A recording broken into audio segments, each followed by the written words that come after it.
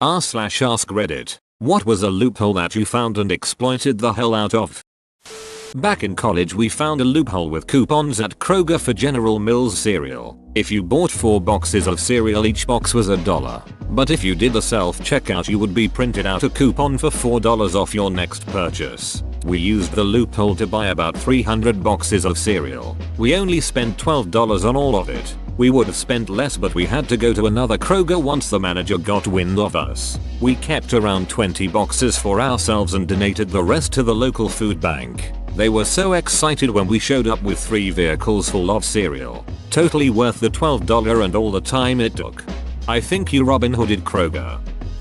I worked in a call center during college. Our main performance measure was the number of donations solicited per contact. If the person didn't answer or hung up immediately, it didn't count against you.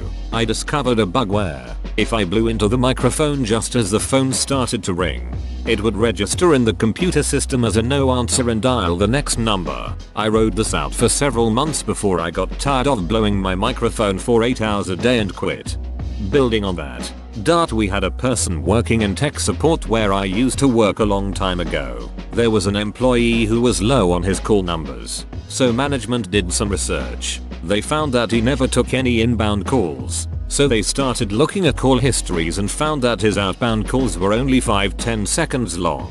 So, they started listening in on his calls. They found that he was having entire hour-long conversations about fixing various computer and internet related things with nobody. He'd make the outbound call, then hang up, and then pretend to be talking to the customer. Honestly, it sounds like more work than actually just doing work. There is something to be said for not dealing with the public. Bought a shitty Sega Genesis game. I think it was some flight sim, which was the crappiest game I ever played. So I took it back to Kmart and got told no refunds for opened games. Replacement for the same one if broken. Annoyed that I couldn't get my money back, I said it was broken and went for the replacement. They handed me a new copy of the game and my original receipt. Left and came back an hour later. I want a refund for this game. Here is my receipt and an opened game. Got my money back. Went and bought a different shit Genesis game. I was once the only person to show up to a Microsoft CRM event. Since I was the only person to attend, I automatically won the door prize of a Xbox 360 with a Kinect. The downside of this loophole was 3 long hours of talking with Ms. Product evangelists who were very disheartened and desperate to make a sale.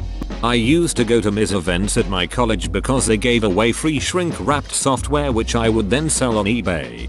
Back when Vista and Office 2007 launched, Ms. did an online event where you watched some dishwater presentations by their evangelists. For each product, there was a simple 2-question answer quiz at the end that if you got correct and put in your response quickly enough, you got a free, shrink-wrapped copy of the ultimate version of Vista and the professional version of Office. It was implied in the blurb that you could only win one or the other, but it turned out there was no mechanism in the system or rule in the terms and conditions that prevented you entering both competitions. So I did win both, and so did many others. I got a free as in greatest copy of Vista Ultimate and Office 2007 Pro. They were marked not for resale but only on the disc inside the sealed boxes, so of course many people resold them. I used mine though, for years. Last summer, I went up to northern Michigan with a buddy of mine. He's got a nice summer cabin in a small town called Escoda. It's a nice little place, with beautiful lake beaches and other fun outdoorsy stuff if that's your thing. But there's not an awful lot to do up there otherwise. We walked from his cabin into the town, and walked into a closing Kmart. I walked over to the electronics aisle, hoping to find some bargains on video games. Unfortunately, they only had one shitty game, Putty Squad for PS4, and they had an awful lot of copies. I checked the price. They were on clearance for $14, but were marked at an additional 90% off, bringing the price down to a measly $1.40 each. I did the sensible thing that anyone else would have done and bought 20 copies, even though I had no interest in ever playing any of them, nor did I own a PS4. Receipt for proof. After a weird look from the cashier, he removed the security labels from the games and sent me on my merry way with a bag full of sealed games I spent under $30 for. I brought them home with me, and traded them into GameStop one by one every time I went. getting approximately $7 per copy in store credit. I traded in such a high volume of copies, I was banned from trading in games to GameStop. Fortunately, it's a system-issued temporary ban to prevent people from loading off stolen goods. I just traded in my last copy last weekend when they were doing a 50% bonus trade in credit promotion, and got $10 in store credit. I made something like $150 in store credit total off of $28 plus tax. And even though this pales in comparison to some of the other posts in this thread, I consider this a victory and it makes for a funny story to tell. At my local movie theater, you could get a small drink for $2.50 or a large drink for $3.50, and large gets unlimited refills. Or you could get a Subi tea for $2.50. But they didn't give you the Subi bottle because they wanted to avoid any broken glass incidents. So they poured the Subi into the large cup. Boom. Unlimited large drink refills. I saved several dollars that way. Jesus. The large is huge. How do you finish it, let alone have to refill it? By sharing. Also, the large really is large. I'm genuinely concerned for the structural integrity of the cup. By accident I found a gumball machine. If you turned the dial really slow it would drop the gumball. Then you could dial it back just enough so the next gumball would drop into the tumbler bits. Then slowly dial forward again until it drops, etc. Got about 20 of them and stopped when I realized that I really didn't want to chew that much cheap gum. Reminds me of my brother and his friend who heard that if you pull a gumball machine off the rack it slides off the change compartment and opens it. So they go to the store and try it. Pulling the gumball machine does not do this. Instead, it opens the gumball compartment and spills all the gumballs on the tile floor. In the 80s Chuck E. Cheese's didn't shred the tickets you get out of their games and used to buy toys, candy, etc. My friends and I were biking one day behind a strip mall practicing our wheelies and jumps. We saw a worker throwing a garbage bag of tickets into the dumpster behind Chuck E. Cheese. We grabbed it and then started circling back about once a week. Garbage bags and garbage bags full of tickets. We were doing so well, one of my friend's parents got in on it. She would take the minivan behind her and have her kids load up. And this is why tickets are now shredded. I think I still have a huge stockpile of frisbees and stuffed animals in my parents' attic somewhere. Back in the day at my local Charles Cheese, they weighed the tickets. So we would have like maybe 500 tickets and go to the bathroom and wet like 10-20 of them and it would add maybe an extra 100 tickets. At a local arcade that had the ticket system, one of the employees left the machine unlocked and there were thousands of tickets just sitting there, nicely folded and everything. Needless to say they were grabbed. Former arcade manager here. The tickets vend out of the machines with a distinctive pattern embossed into them by the gears which feed them out. At one point during a busy day, someone stole a new bundle of 1,000 tickets I was about to reload a game with from a countertop when my back was turned. A few days later, a smirking kid of around 12 walked in with a suspiciously ungear-grinded bundle of 1,000 tickets he'd been saving up, despite them being consecutively serial numbered, and still all in one unbroken strip, and demanded his prizes. I told him I recognized him from my security video, which was a damn lie. I had no cameras, and asked him whether the police had been to his house yet to have a little chat with him. He turned bone white and ran out. I took the bundle of tickets, still in good shape, and loaded them into a game. My buddy and I snuck behind one of the machines at Jillian's when we were around that age and stole a full stack of tickets. Thought we were so clever when we tore them into random length strips to make it look like we won them at various games. The employee instantly called us out on the fact there was no dispense mark on the tickets and we booked it out of there so fast. Never had the balls to go back either because we thought they'd recognize us and call the cops. My college didn't put any dates on our student IDs. No graduation year. No expiration date. Nothing. As a result, I kept using it to get student discounts for years after I graduated, mostly the 15% off J. Crew discount. Penn State fixed that by making IDs fall apart after a year or two so they could charge you for a new one. I'm picturing a Mission Impossible style, self-destructing id.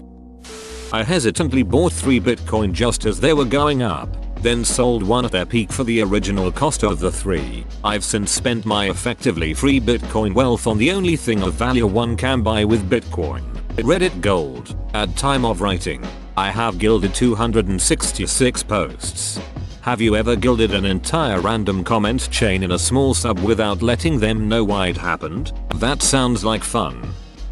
When vending machines first started accepting credit cards, you could swipe your card, select a drink, and when the little drink pod starts moving to collect your drink, hit cancel. The cancel button would stop the card transaction but not the machine, so you could get free drinks. It was a sad day when it stopped working. Certain vending machines, the one that has a conveyor belt, if you stop it with your hand you can get like 4 drinks for the price of 1. What few of those are still around have had their firmware flashed so that the whole machine shuts down if you try that. Back when Hollywood Video was around, they would guarantee new releases to be in stock. If they rented out all of their copies in the store, then they would give you a voucher for a free rental. I was in college at the time and would go into the store near my college campus at around 10 PM on a Friday night. There was simply no way for them to have any copies left by that time, so I would collect whichever vouchers were available. Rinse, repeat, cheaper than Redbox.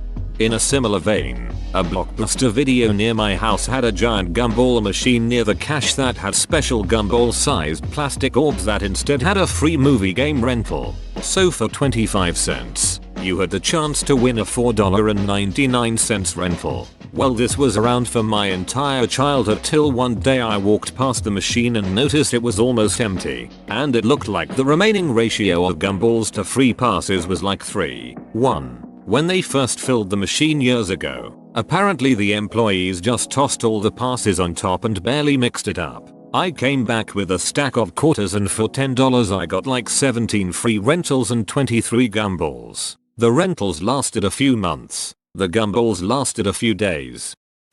There was a Papa John's coupon for 50% off if the official PJ Twitter retweeted you. I found the code looking through their website. I got half off pizza for a year and a half.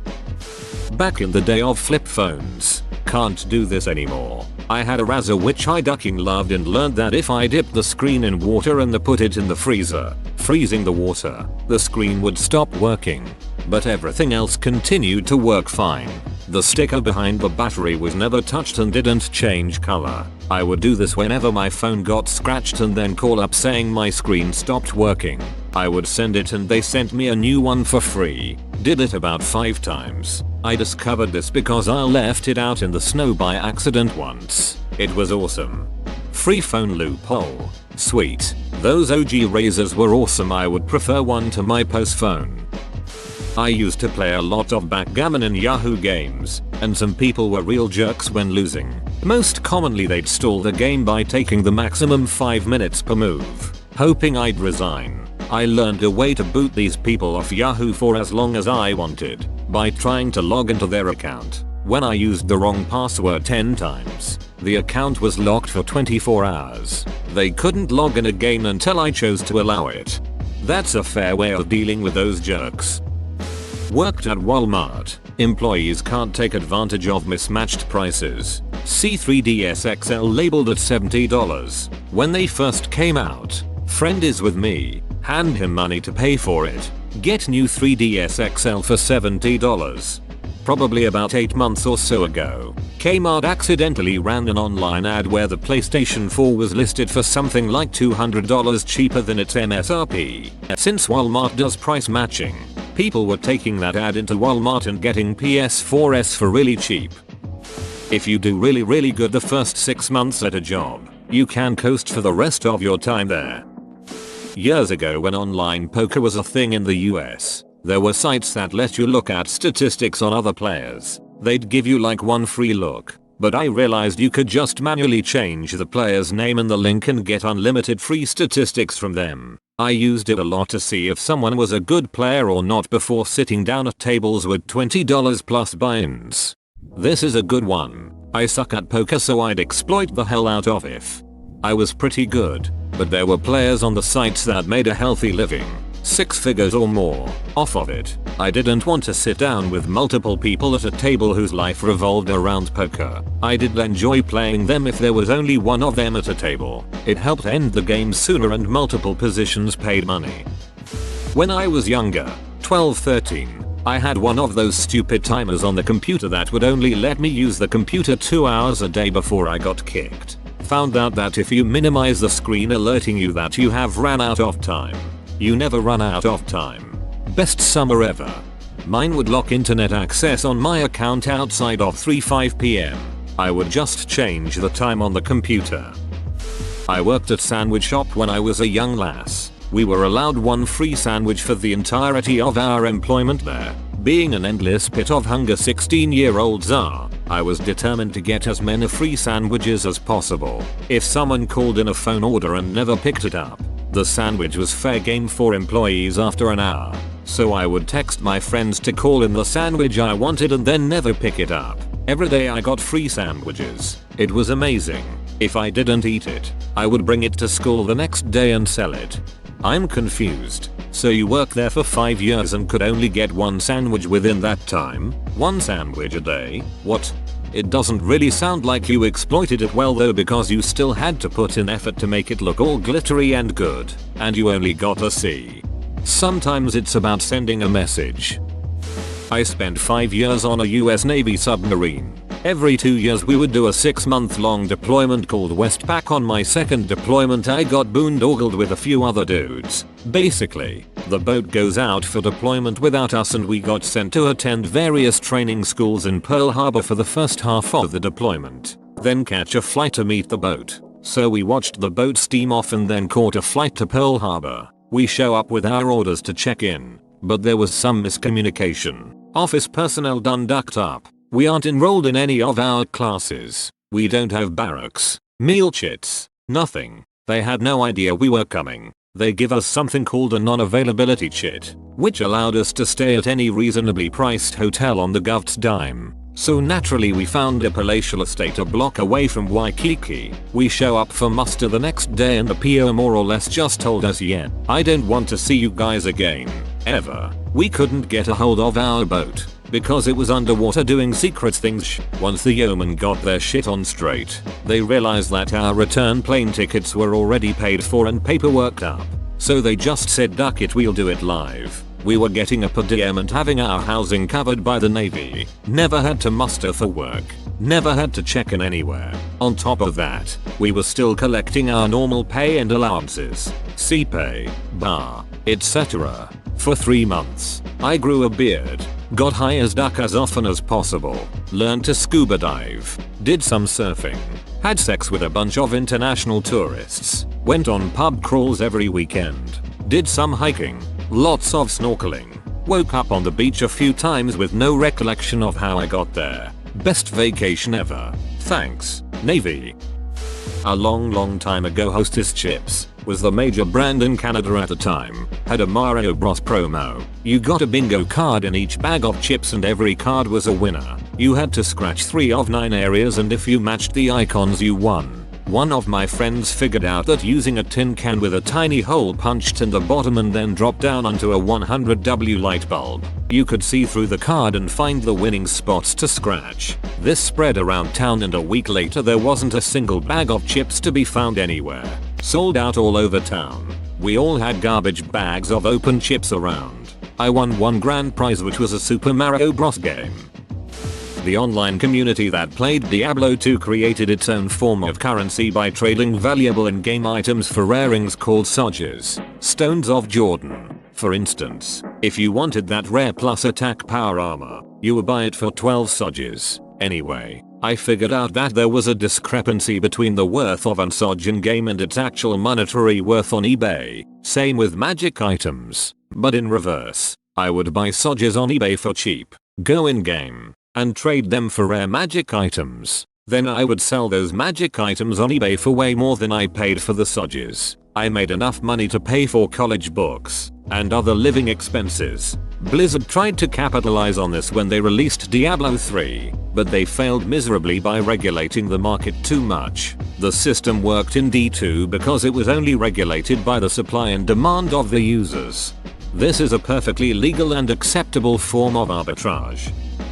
They've closed it now, but a couple years ago I discovered you could charge an American Express Serve card with a regular credit card by going to Walgreens, or maybe it was Rite Aid, I forget. I have a credit card with 1.5% cash back. Every month I put $10,000 on the Serve card. That was the limit, and then just paid my CC bill with it. I cleared $150 a month for free.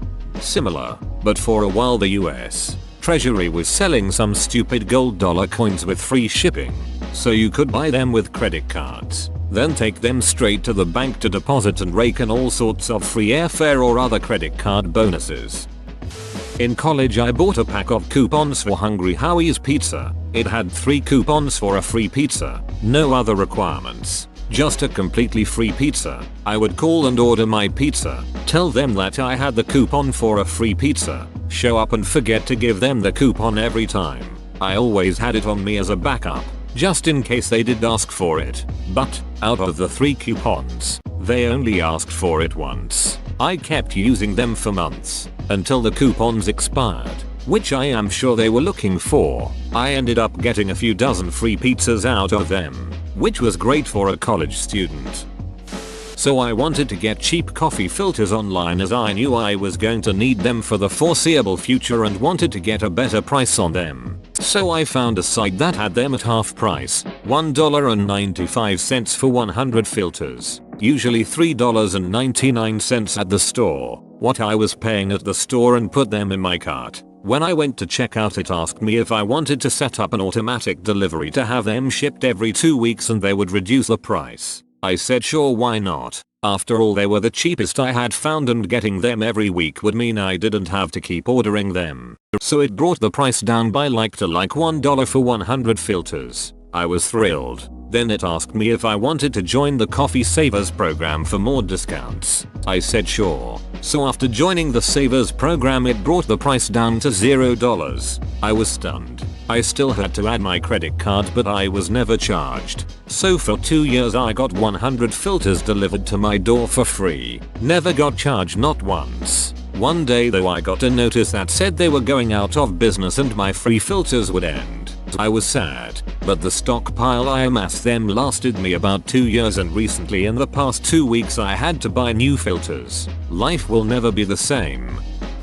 Whoa, you made it to the end? You're a ducking beast. I'll cut you a deal. Smash like and subscribe for more curated content, bruh. It's free and that's a great price.